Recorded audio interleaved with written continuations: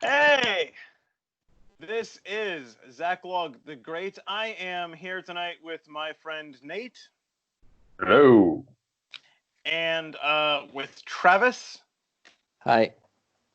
And we are getting together tonight to discuss Rudyard Kipling's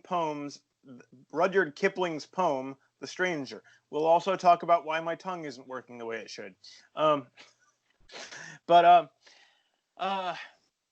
Again, if you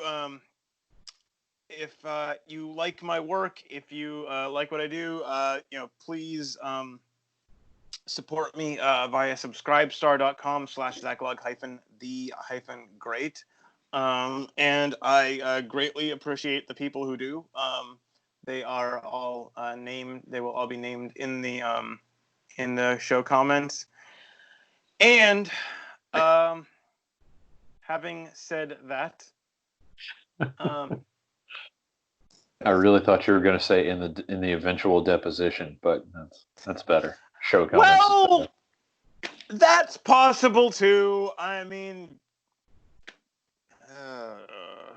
okay. Not get too bleak this early. Anyway,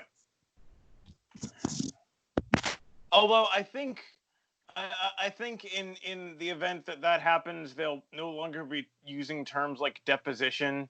I don't. Well, that's the problem.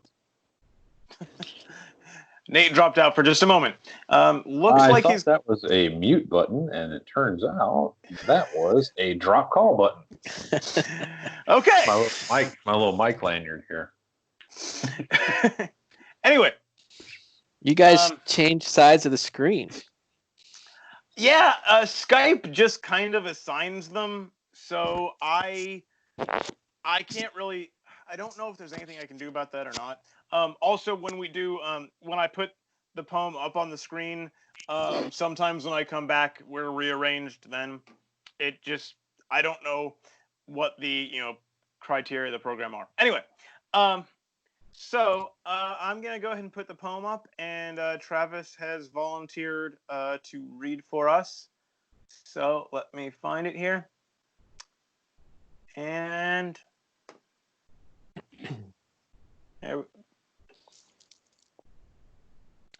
Okay, The Stranger by Rudyard Kipling. The stranger within my gate, he may be true or kind, but he does not talk my talk. I cannot feel his mind. I see the face and the eyes and the mouth, but not the soul behind.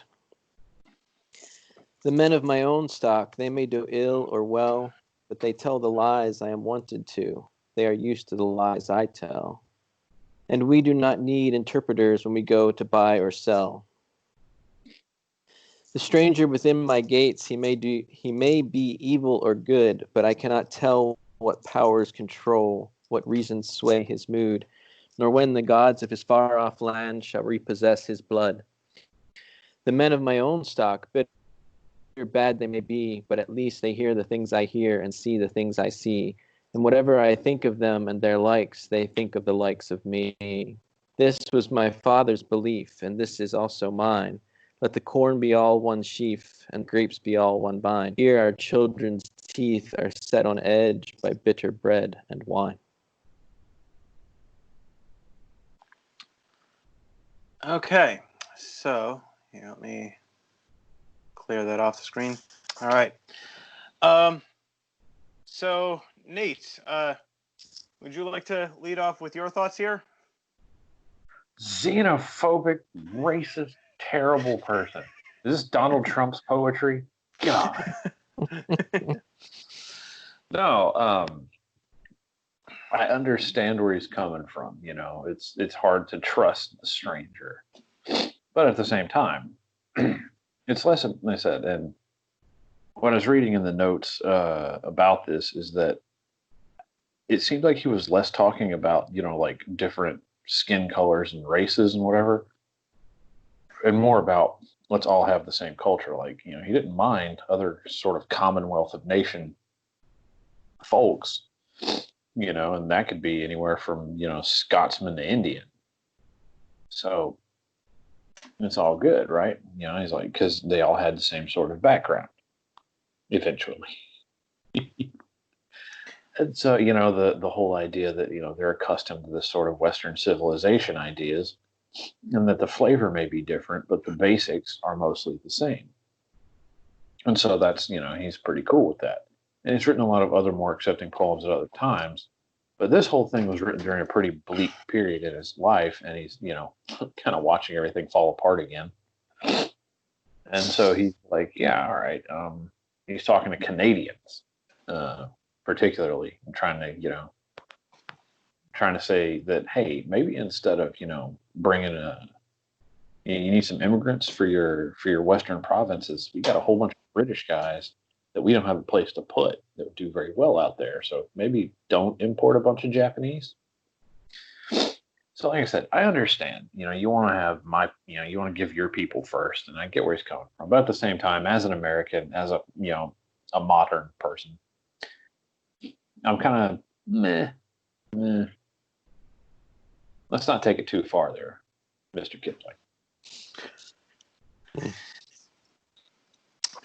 So, yeah, I'm very. I mean, obviously, I chose this poem, so something about it, struck me as interesting. But I think I'm, very much on his side here. I mean, it's like if you, well, let's see, what's the line?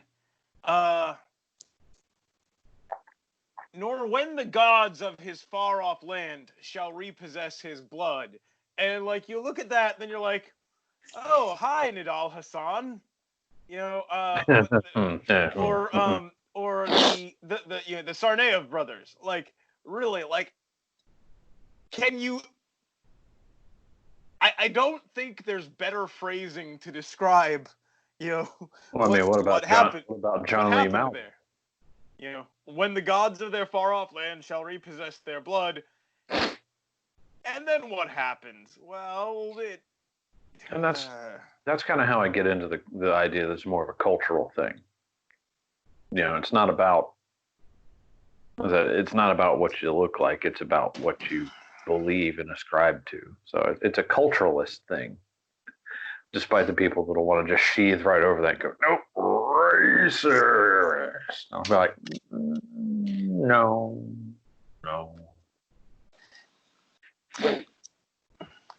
Travis, how about you? Well, I actually wondered. I mean, I didn't go do a bunch of. It made me inclined to go do a bunch of reading, but all I got done was reading the beginning of Wikipedia right before this started about Rudyard Kipling. Because I actually wondered if he maybe wasn't writing this just knowing, just a little bit that I do about Rudyard Kipling and then Wikipedia. Like, he actually claimed to be an Anglo-Indian, even though he didn't spend a lot of his life there. I mean, he was born there, and it was saying how he had, Indian nannies who would teach, tell him stories and nursery rhymes in the native tongue, and then caution them speak English when you go out to speak to your parents. So he kind of grew up under two cultures, which was kind of why I was a little bit surprised that he was writing something that seems so blatantly homogenous, I guess you could say. And so I actually wondered, did he write this as a way of like helping people look at their own homogenous views? I mean, I don't know if that's the case. I mean, it seems pretty straightforward. But it was a question that I had. But like, you both, mentioned, the nation of India, and like, okay, they were a part of the British Empire for a while. How did the people of India like that? Like, I mean, I won't say it was. Go ahead. I mean, I don't think no one really likes an occupying power. That's just not the way it works. Yeah, and so like, and if you had showed this to one of them, during the is there a term? occupation during the when the British Empire had rule over India, they a lot of them would probably say, yeah, that sounds about right, and maybe fewer strangers within our gates would be a good thing. Yeah, I mean it does. It makes good sense. And I mean, part of it is that you don't want to just shut yourself off, right, and not have any strangers in your gates ever.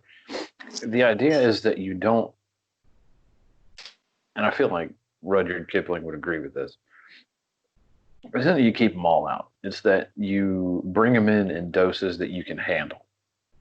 There's got to be enough time to assimilate them. It's like making sweet tea. You put in the sugar, you stir it in and let it dissolve, and you add more sugar and let it dissolve. And you do that. You don't just drop a pound bag of sugar in that bad boy, because it ain't going to happen for you. You're going to end up with a bunch of just, unassimilated stuff gunking up the jug. And it's the same way with, immigrants and foreigners. You need something, and you also don't pour pea gravel in there, because that's just not going to assimilate anyway. It's not going to become part of the beverage. So, I mean, you got to get people that are compatible with your society, and you bring them in at a rate that they can, sort of blend in and become one with it, and then you bring in more. So I mean, it's kind of the same problems we face today. Well, and it's there's it's kind of interesting. There's a book by I believe it's Robert Putnam. It's called I think it's called Bowling Alone, and it's about the breakdown of the big breakdown of like the social networks, the what's the term, social capital in the U.S. and it's I need to read the book sometime. I'm referring to things that I'm talking about this secondhand, which isn't ideal, I'm aware. But he was a sociologist, and he did research about diversity and its effects on a society. And he did this research, and then he sat on it for years and didn't do anything with it because he couldn't stand the results he got. But then, and I assume during that time he was trying 100 different ways to figure out, why does this not say what I don't want it to say? There has to be some way it doesn't say this. And, but the results he found were like the increase in, racial and ethnic and, cultural diversity causes a decrease in social capital, in social trust, just basic trust between neighbors, and in the and in like people's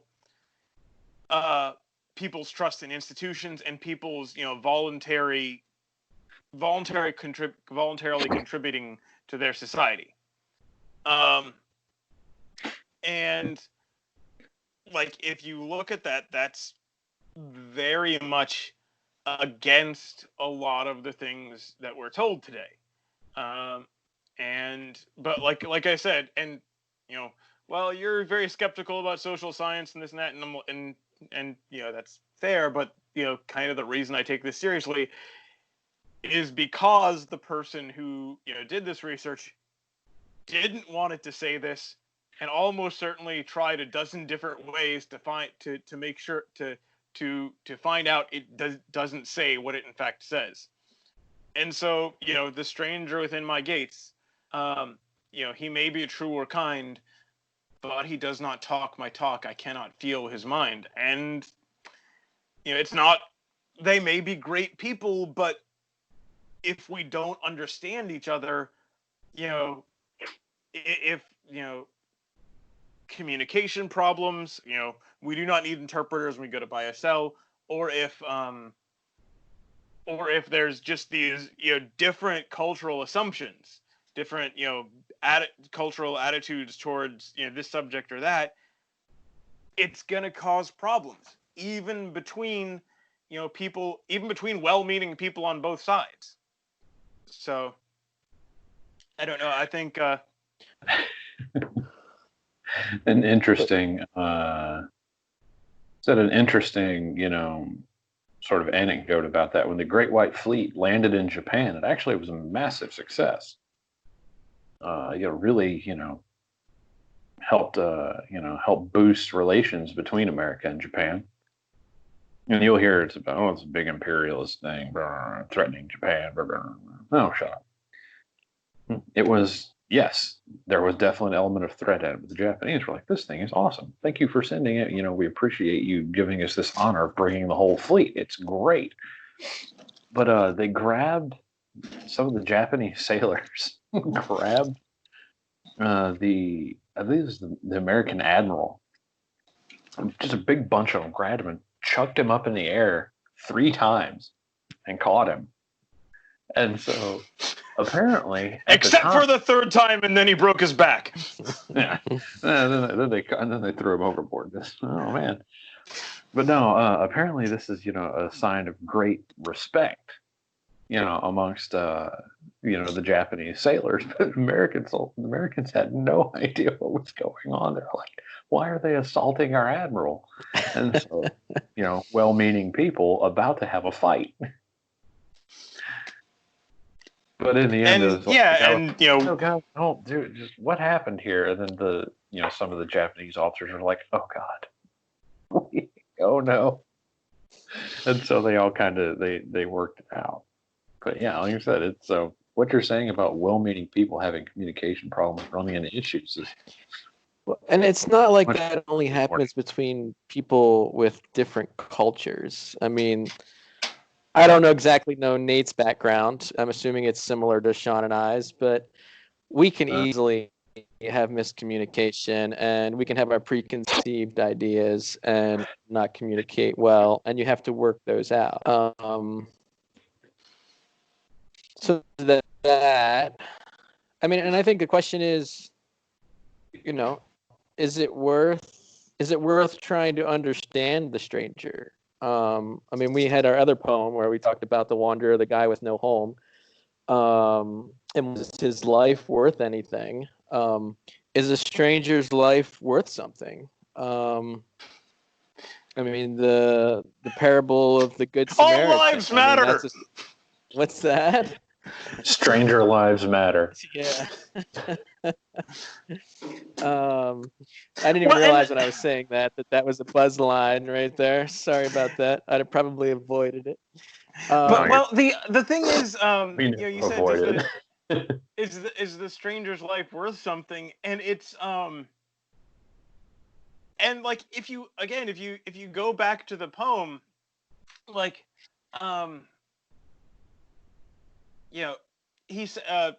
Kipling says, he may be true or kind. This may be a good person. Like, he's not saying, like, the only good people are people of my country. Like, Englishmen are the only good people in the world, and the rest of it. He's not saying that at all. Now, he actually goes to pains to say that even though my people may be assholes, we understand each other. Exactly. Yeah. Well, and that, now I think he might say, you know what, the English are the best people on earth. I wouldn't be surprised if he said that, but he doesn't say, the English are the only good people and everyone else is garbage. Like, that's not it. It's just, I can't connect with this person. I don't really know what's going on in there. It's not that he can't, it's that he can't easily. And that's the thing about dealing with the stranger. Of course, getting to know him is valuable. Of course, he has his worth. And he's a priceless soul just like the rest of us. It's just harder because, the common touchstones that you can sort of use, may not exist. It's like, oh yeah, okay, I come from, I come from the pine prairies of Louisiana, and I've driven tractors and ridden horses and fought cattle on foot. I talked to some kid that grew up in the boroughs of New York. They're not going to understand what I mean when I'm talking about, when I'm talking about playing in the back of a rice truck filled with freshly harvested rice. They have no conception of this. But even then, there's more ease of talk between me and that person because of our overculture than there would be between me and, let's say, some rural Vietnamese guy. Although me and him could probably bond over rice. Well, and the kind of funny thing about that, there's some people I've talked to mostly online who say that in a very meaningful sense, the United States is not even internally is not actually one nation, but a multi-nation empire. And there are several without even talking about recent immigrants and race or any of that, there are several distinct cultures and distinct nations within the United States. And here in the South, they're the friendly people. Over in the the Northeast and the West, they're the Northeast, there's the jackwagons. In the West, the far West, there's the hippies. And then, in the middle, there's mostly just, farmers. They're all right.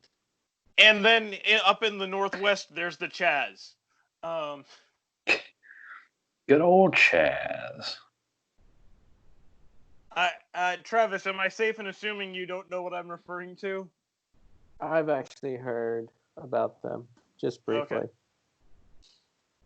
Yeah, it'll be really interesting to see how that plays out. I wonder how many pickup trucks full of rednecks it would take to fully conquer that place. They probably won't. They probably won't be needed. Well, then one person I'm just saying it's a homegrown solution. We don't have to bring the federal government in this.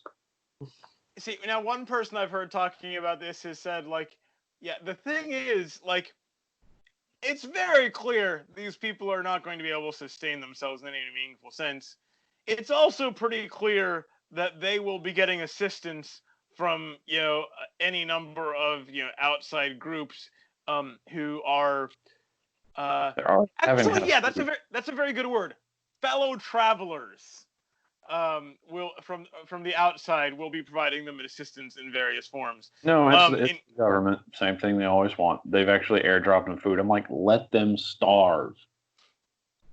These are not serious people. These are not refugees. They chose this. They're not refugees. Yeah, they chose this. Well, they said, you know what?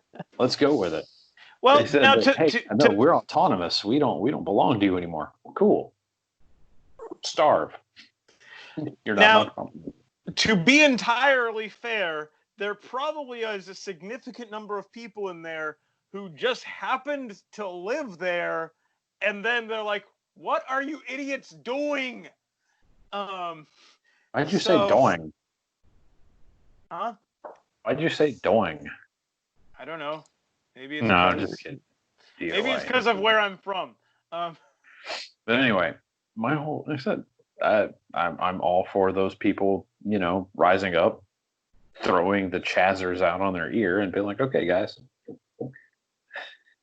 maybe just perhaps they should be calling people and being like, hey, we need to throw these folks out of here. Get the clan together. I understand the word clan makes people uncomfortable. I'm speaking of the loosely organized family group, not the, anti-black terrorists. With a C, not a K. Yes, properly spelled. So another thing, I actually just ran across this one. a couple weeks ago. It's on what website is this on? Okay, it's on Talkies Magazine, TAKIMAG.com. And I'll probably include a link in the show description. But there's this article. What is it? Divide and Conquer. I'm not going to go through the whole thing, but like I said, I will include a link. There is they have a report in Business Insider. Whole Foods, the company, the fancy expensive grocery stores, has for their stores a racial diversity monitoring program overlooking its 500 plus stores in an effort to tamp down potential union organizing. Among other things, low diversity. Among other things, they equate low diversity. In other words, everyone Homogeneous. Homogeneous, culturally, ethnically homogeneous, is equated with a higher risk of unionizing. That is, that if people are, of the same group, if people have, that kind of commonality, it's more likely that they're going to form a union and, cooperate with each other against the management. And you hear the phrase all the time, diversity is our strength. And actually, I think that is that may be true, just not in the sense that we're expected to believe it, because coming from that comes straight from the mouth of management, and they just mean ours as in management. Yes, it is our strength against you, because we know that if we have a bunch of people, from all these different groups, they will never be able to get along well enough to as a group cause us problems. Diversity is their strength against us. And I mean, that's. I mean, you think about it. What's harder to break, plate glass or stained glass? Yeah, well, and I will say now the breakdown of that analogy is that stained glass can be very beautiful, whereas what we have going on right now is kind of a disaster. We have for instance, we have. Well, but the process, if you want to stick with that metaphor, the process of making stained glass is a lot more difficult than making plate glass too. Sure. So there's going to be a lot more heat, a lot more friction, a whole lot of other things that are going to happen before you have that stained glass window to look at. Well, that's true. Well, and the other, that's a good parallel for this sort of well integrated society also. But in the end, I mean, it may be nice to look at, but you can't see through it. It really is only decorative. So, what was let's see. Yeah, and like I let the corn be all one sheaf and the grapes be all one vine. And actually another thing, and there's this. Maybe I should include a link to this as well. There's this one blogger I've followed for a while, and he at one point was going through the entire Bible, looking for instances of a particular word. I believe the transliteration from Hebrew is ger, G-E-R, but basically it means foreigner or outsider. Because people are talking about, there are people who talk all the time about, the Bible says we should do this with the outsider, and how we should treat the alien among us. And it says, okay, what does the Bible actually say about this? And so he's looking for all the instances of that. And a little bit of reading I was doing on this poem earlier, they said that first line, the stranger within my gate. Okay, one quick, kind of grammar thing before. I don't know if there's any meaning to. It starts the stranger within my gate, and then when it comes back to that line, it's the stranger within my gates, plural. And I've seen this in from a couple different sources, and I don't. So it looks like that's actually what he wrote, and I kind of wonder if there's a meaning to that change. But anyway, the stranger within my gate, they said, he may have got that phrasing from, one of those instances of, the word foreigner. And, one of the things that, the Bible says, if this is, in probably Deuteronomy, that like when, when Israel is doing a, certain religious ritual, when they're, declaring their, devotion to God, to Yahweh, he said, they said, all of you, your women, your children, your manservants, your maidservants, and the stranger within your gates, like all of you have got to come and do this. And like, okay, so if you want to take, how does the Bible say we should treat the foreigner? Well, for one thing, if you take this seriously, then if you want to, take very seriously all the other commands about how to treat them, then one of the things about how to treat them is you can tell them you will conform to our values or you will get out. And that's what I was talking about with the assimilation earlier. So, yeah, like I said, and you don't hear, Kipling in this poem saying, thrash the stranger, run him out. He's saying that, be cautious about him. That's not bad advice for, any kind of thing. I don't run out and try and hug new dogs either. And that was actually going to be my question. Because he doesn't really say what to do with them. He just is speaking of a distrust in who they are. And I had a thought about the gate and gates when he first talks about the stranger within my gate. When you think about that, that sounds like your own gate, your own yard, your own house. And then he goes and talks about the men of my own stock. They may do me ill or well. And they may lie to me, but I know them. And then he says the stranger within my gates. So gates might signify like the gates of the city instead of the gate of my yard, including the men that he's talking about. That's like plausible.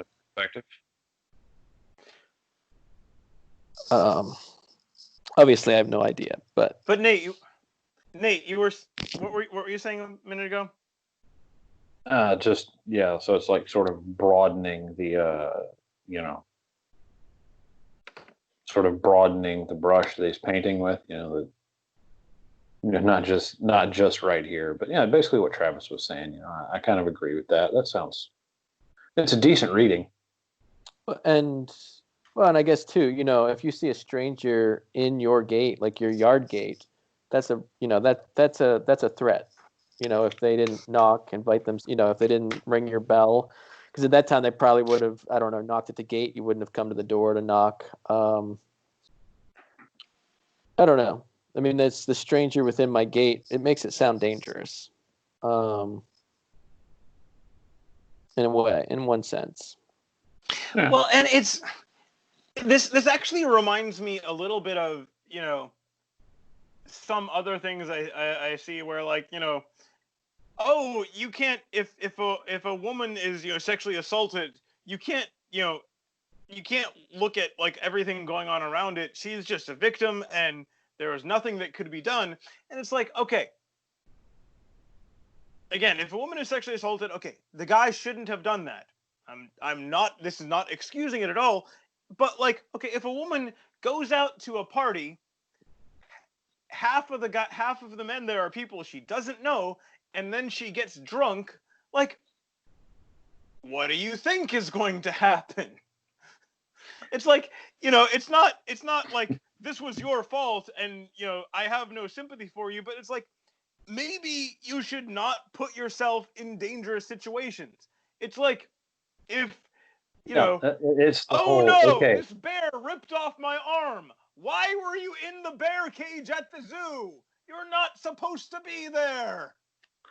And that's the thing. Let's all make wise decisions, right? And honestly, I kind of want to get out my 10-foot pole so I can not touch that subject with it, but I'm already here. So, yeah, it's kind of the same idea. Is that let's not put ourselves in a false position. Let's not leave ourselves open to this sort of danger. Because, as Travis said, it's having an unfamiliar character in your place.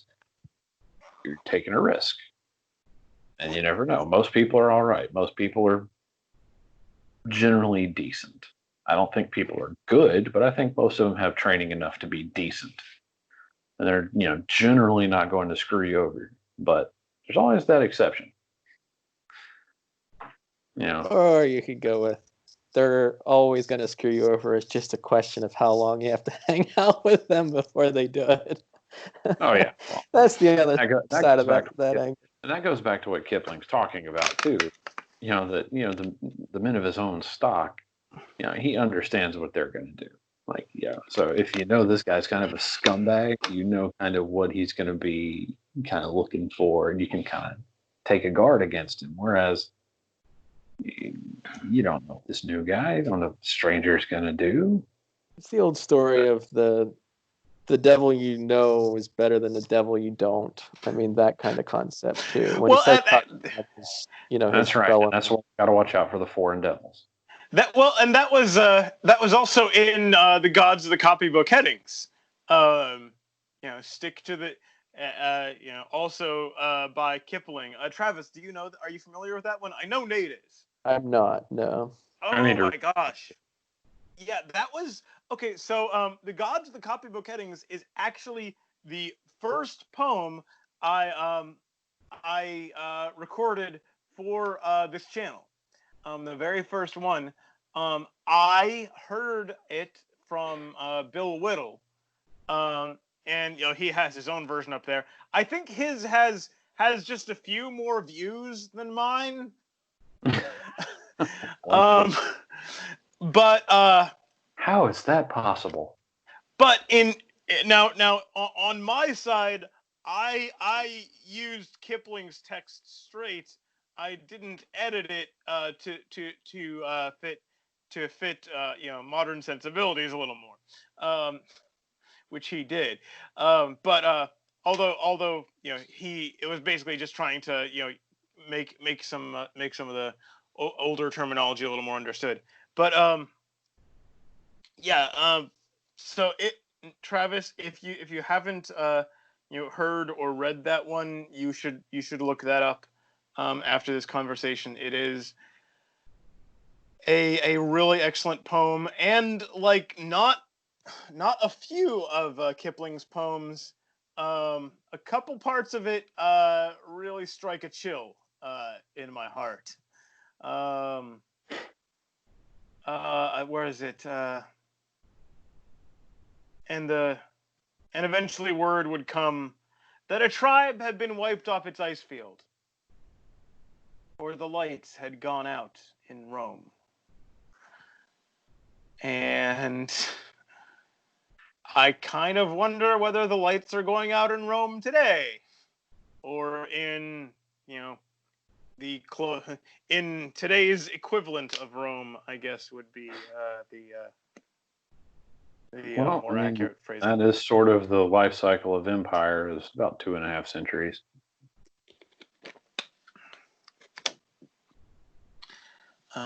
Yeah. So. Okay. Well, that's grim. Yeah. Someone say something more. Someone go somewhere with that, because I'm getting really depressed right now. Something about the poem, or. I wanted to kind of look at the end. I mean, an interesting, sort of knife I could stick in it. This was my father's belief, and this is also mine. That let the corn be all one sheaf and the grapes be all one vine. Ere our children's teeth are set on edge by bitter bread and wine. But if they are farmers of corn or wine, if one variety of corn goes out of style and they can't sell it, they will plant a different style of corn. Same goes with wine. That's the way those things. Well, and then So there's even though, go ahead. So I think that's an interesting little thing to push on there. And I don't know, talking about generations, it adds some force to things. But as Nate, said in the beginning, I forget exactly how you started, but then said, being of modern times, it seems like a little too much. And we do live in a country of diversity. It's very different from most countries in its, I don't know, what's the opposite of homogenized? And there are many other countries with multiple people. Heterogenized? Well, the idea is, and the way this applies to the American society is not necessarily that you care about, what the skin, the eyes, and the mouth look like. You care about the ideas that are going on in that brain. America is not blood and soil. America is ideas, freedom and justice.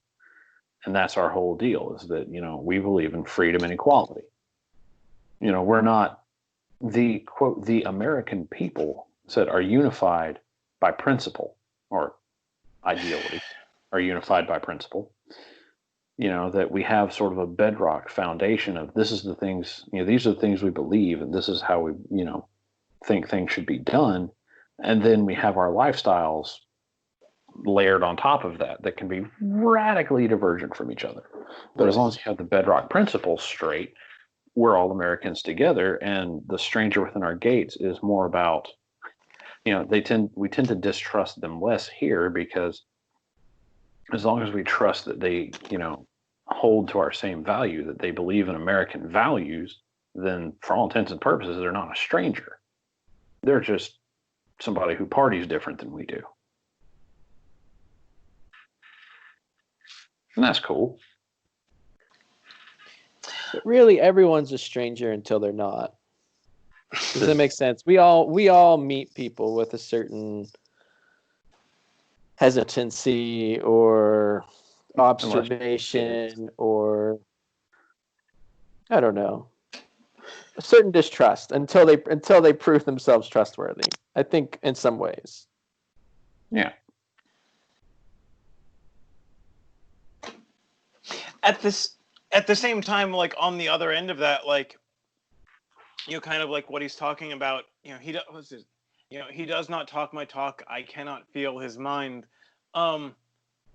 Like, there are degrees of that, and part of that is, these common cultural assumptions, and and if you're dealing with someone who doesn't have that same framework, well, and like, I'm a damn Yankee, and I'm now living in the South. Yes.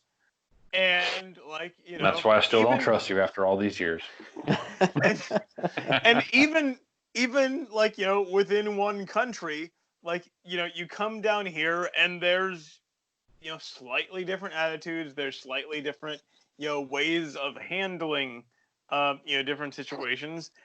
And if you don't know that will cause you problems. Actually, what was it? A friend of mine from around here, he said he remembered at a certain point in this area, like, a lot of people were moving down from up north, and for, I don't know how long he said this was, a couple months, a couple of years, there was a while where there were a lot of traffic accidents at stoplights, because the people from up north would, I forget which way it is.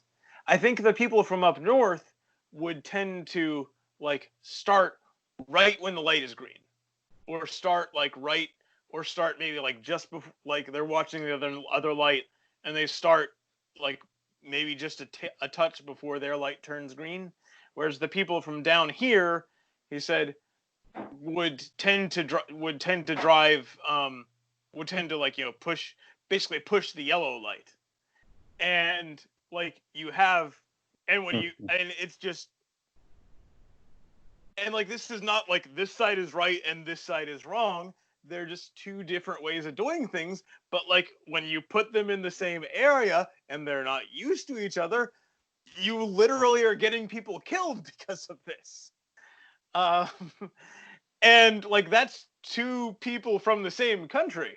And so like someone from Japan, someone from France, someone from Senegal or Zaire comes here, like how many are the different assumptions about the world that you have to work through with these people? Well, I mean, I assume the Frenchman is going to surrender to the Japanese guy, and then the Senegalese dude's going to be glad nobody tried to colonize him. Those are my assumptions.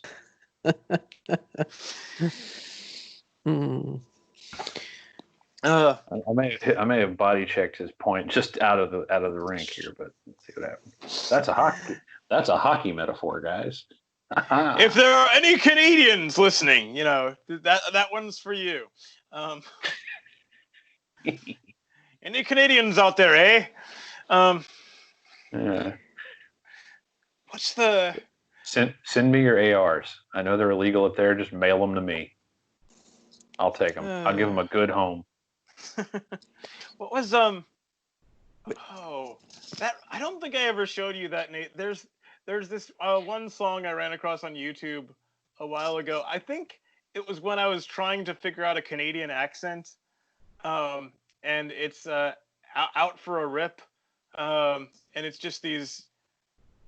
It's apparently it might be a phrase from in Canada, or it could be just this song. I don't know, but anyway, and it's it's pretty funny. It's just about like being Canadian.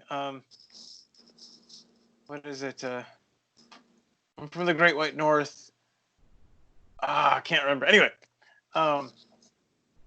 but which interestingly, apparently, if I have some of the history correct, like a lot of the French French Louisianans who were here before Thomas Jefferson bought the Louisiana Territory. A lot of the French Louisianans who were here, actually some of them were from Canada. A fair amount. What's that? A fair amount of them, yeah. The sort of the Acadian exodus, like they got kicked out by the British. They're like, all you French jackasses, out. We got a bunch of hardy British folks to put in here, and so they were like, where are we gonna go? They're like, it's up to you. So they went to some other French territory down here in Louisiana, and so yeah, a lot of the sort of Acadian culture. That's why so much of this down here is Acadiana, because the Acadians. But yeah, there's the story Evangeline is like one of the great epics of our people, and it's unimaginably boring. some dude look, I said that these two lovers get separated, and then like at the end of their life, like she's a nun and he's like this old broken down old dude, and eventually like he ends up dying in the convent she's in, and they get to hold each other's hand as he dies. But there's like 40 years of crap in the middle. And it's like, okay, let's go. If you edited down that middle part, it sounds like it could be a Nicholas Sparks book, possibly. It's just like, okay. I was gonna say the middle part sounds like my life. You were separated when the British kicked you and your fiance out. No, just you said 40 years of crap. That's the part that resonated with me. Well, I mean, it's like, okay, I get it. It's sad, but this this could have been a short story. Right. You have Nope. enough content for a short story here, but somehow you've managed to turn it into a 1,500-page novel. I don't understand. It's not nearly that big, but like I said, it would have had a lot of punch if it had been like, a novella, maybe. But, just like, doing like a somersault spreads out the impact, writing as much as, Longfellow wrote, I think it's Longfellow, sort of, spread out the impact, as it were. And so you just kind of go, and I'm at the end of the book, and okay. What's the name of this again? Evangeline by Henry Wadsworth Longfellow. There it is. I barely started for typing that it. one. Damn it, is Google listening to me? Well, at least somebody is.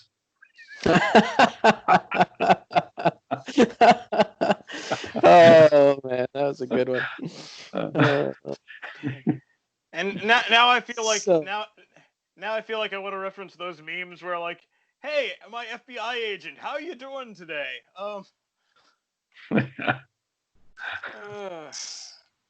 So to bring it back to the poem, yeah, I'll go back to the last stanza, and the idea that I put out there that, if one type of corn won't grow anymore, a farmer's going to grow another type of corn to feed his kids. Or even if, he still prefers to eat white corn, but all the city folk want to eat blue corn, he'll go blue corn for them. So I guess what I'm throwing out there with that is we do have the capacity to learn and understand to some degree, and there are things that we all hold in common. Very simple things like food and shelter, and friendship, regardless of culture. And I mean, I've been helped traveling by people we didn't speak the same language, and they helped me, pointed me in the right direction, smiled at me, not knowing anything. And it is nice when you can speak the language. I mean, in South America now at this point with Spanish, I do quite well. And,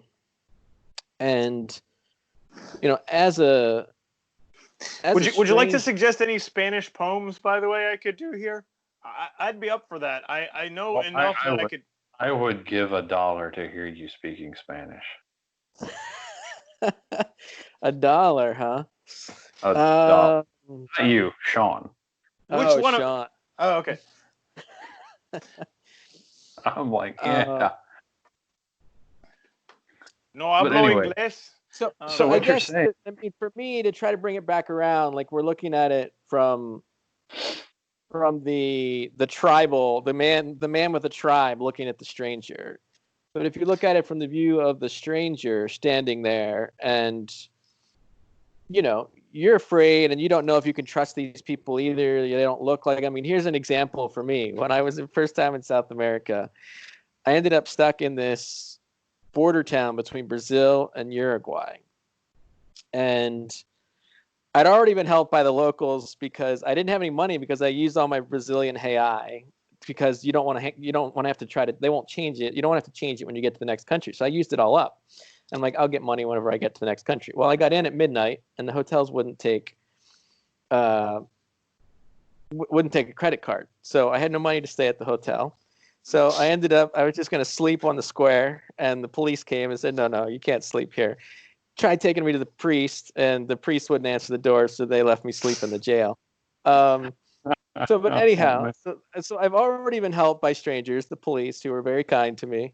And the next morning I get up and all these people are walking around with these gourds and these metal like straws coming out of them. And I'm like, wow, I've gone to the country where everyone is on some strange kind of drug, because it just looked like drug paraphernalia to me. A drug I did not know. And it turns out I was right. It's mate, which has caffeine in it. So it's, it's a drug, but it's in the same realm as coffee. But that, as a stranger, I'm like, what is going on here? Like, are these people? Am I in a town of all like criminals? Like, what's going on? Like, that's literally what I was thinking as a stranger, because I couldn't, I couldn't read their minds. I didn't feel like it took me a little while, and then I asked someone what it was, or whatever. I figured it out eventually. But it was just kind of an interesting experience being a stranger. And then they gave me this frog to lick. But I mean, and that's the thing. The point you're making is valid, Travis. That yeah, I mean, these things do change, but I'm of the sort of persuasion that you don't want to change things too fast. Well, and the other be open. So be open to change when it looks like it's necessary, but at the same time, don't be too eager to just dive face first into every pond. Sometimes it's a wonderful experience. Sometimes you land on a cypress knee, which is really a heavily regional reference that a lot of people aren't going to get. Which is exactly making the point, because you're not. We are cypress foreigners. Knee, the bald cypress tree will grow. It has these roots. They grow around. It'll actually grow a chunk of tree just randomly, 30 feet away from the tree sometimes. It'll have a spike of wood sticking up out of the ground to help aerate the rest of the tree. And sometimes those things are just under the water and you don't know they're there until you smack into it. And so that's why around here, if you do not know the spot you're jumping in, you don't jump in. Because you do not want to come down to one of those. It could kill you. Right. Or at least hurt. I've seen those, but until now, I did not know they had a name. So now I've learned something. And the other foreigners, I swear. Well, and the other thing with this is this was my father's belief, and this is also mine. Let the corn be all one sheaf, and the grapes be all one vine. Ere our children's teeth are set on edge by bitter bread and wine. And,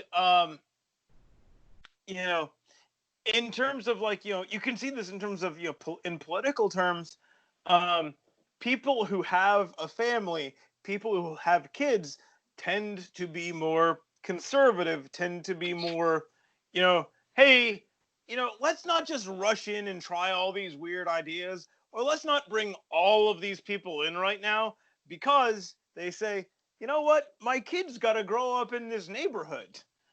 And, well, what's it going to be like 5, 10, 15 years from now?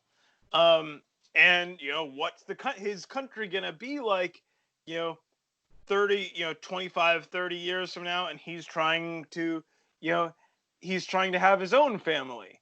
And so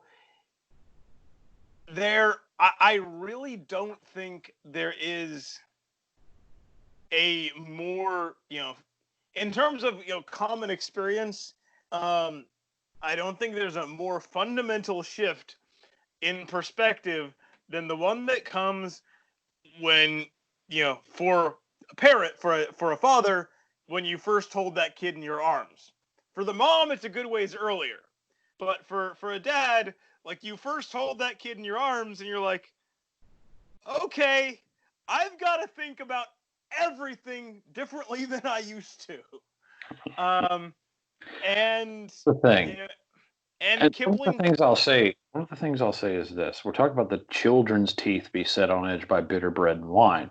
He's not saying that the adults can't try the different corn and the different grapes, but let's not make all that. Let's keep our staples stapled, as it were. Let's fasten that down, keep that the way it is for now, until we've let some of these new things run their course. Again, it's not reject everything. It's measure it in. All right, hey, let's try this new thing. Let's try this new food. Hey, that's actually quite good. Let's try these new ideas. Hey, actually, a couple of those are pretty good. Some of those completely don't work, and most of it's ambivalent. But we'll keep the good stuff, toss out the rest, and we'll start to weave it in over time. But yeah, like I said, I think this is less about a reject it entirely and more about or at least me putting it through my own filters, not a reject everything outright. It's caution. Don't dive on the cypress knees. Wade in, feel around a little bit, figure out what's there and what it's like. And then, if you enjoy it, go for it. And if you step on a bunch of snakes, maybe you should go to a different pond. Yeah. No, I think that's level-headed. I mean, I like that kind of caution is good. I'm a fan of caution, but I'm also a fan of throwing myself in strange places. So, Okay, well, I think I've covered most of the things I wanted to say about this. Travis, did you have any last thoughts on The Stranger by Rudyard Kipling? no, I think that covered it. My last little bit there. I'm happy.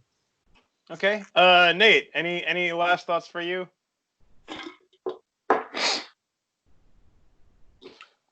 One of the things I like about things like, just where I grew up is you get to learn things about just a bunch of different stuff. And one of the things you learn is that the environment of a thing changes the thing. And there's a lot of pretty interesting environmental factors around here you don't find in a lot of other places. For instance, cypress trees actually grow very, very broad roots. They actually are naturally buttressed, but they tend to get a little more narrow very quickly going up, and they grow pretty high up. And that's so that they can, stay stable in sort of unstable soil. They grow in riverine mud and swamp mud, so it's kind of squishy down there. It's not like growing down through some nice, some nice clay and, down to bedrock. They're in mud all the time. And so they have to have that very broad base. And so I think a broad base of experience is good for people. But it also needs to taper up very quick, very swiftly to sort of the core of what you are and what you believe. And so, be like the cypress. Have a broad base, a narrow core, and don't be afraid to throw out some shoots wherever you feel like it's appropriate. Oh, and they don't rot, which is pretty awesome. Cypress, once they're cut? Once rot? You cut a cypress, it will eventually, but it's naturally rot resistant, which is pretty badass. Does it burn well? Yeah, it's a rosin is it good wood. Firewood? No, you're going to have a crazy amount of tar smoke. Like I said, It's a pretty rosinous wood. Gotcha. Conifer, And now we're going into a completely different direction. So, maybe we'll have more of that after I close off recording. Thank you guys for joining me tonight. And good evening.